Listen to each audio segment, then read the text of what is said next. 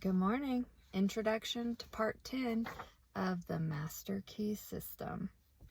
And just a little Easter egg, in case I haven't told y'all, I am going through this to manifest a Cadillac Escalade. So I just want to put that out into the universe that every time I put time into this, it is because I believe I will receive a Cadillac Escalade in trade for my wonderful Kia. She's gonna get a glow up. She's gonna glow up from a Kia to a Cadillac. So we're all doing the work. So here's introduction to part 10. If you get a thorough understanding of the thought contained in part 10, you will have learned that nothing happens without a definite cause.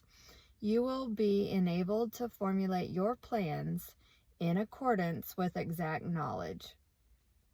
You will know how to control any situation by bringing adequate causes into play. When you win, as you will know exactly why. The ordinary man who has no definite knowledge of cause and effect is governed by his feelings or emotions. He thinks chiefly to justify his action. If he fails as a businessman, he says that luck is against him. If he dislikes music, he says that music is an expensive luxury. If he is a poor office man, he says that he could succeed better at some outdoor work. If he lacks friends, he says his individuality is too fine to be appreciated. This brings up a lot. First of all, I think, if you can't be happy in this situation, you can't be happy anywhere. Or, better said, you could be happy in any situation. So,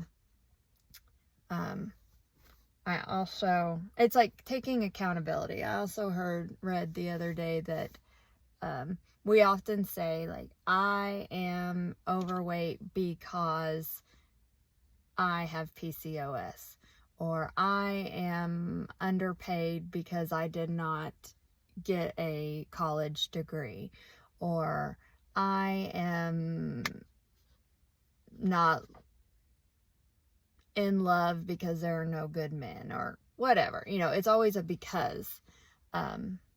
Always blaming it on something else. And that's a disservice to yourself. It's limiting you because, like we learned last week, I am whole. I am perfect. I am strong. I am powerful. I am loving. I am harmonious. And I am happy. Hammer that into your head.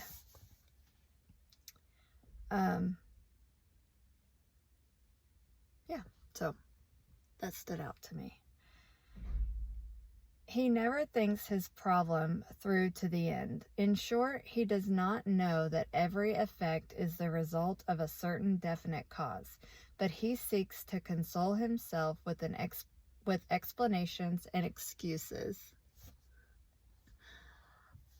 He thinks only in self-defense. Yeah, not taking accountability for yourself. There's my boy, one of them. He never thinks, I'm going to reread this paragraph. This is my first time reading it. I normally read this through, so I'm processing as I'm reading with y'all. He never thinks his problem through to the end. In short, he does not know that every effect is the result of a certain definite cause, but he seeks to console himself with explanations and excuses. He thinks only in self-defense. So we're taking accountability for ourselves. All right, last paragraph. On the contrary, the man who understands that there is no effect without an adequate cause thinks impersonally. He gets down to bedrock facts regardless of consequences. He is free to follow the trail of truth wherever it may lead. He sees the issue clear to the end.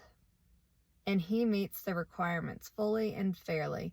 And the result is that the world gives him all that it has to give in friendship, honor, love, and approval.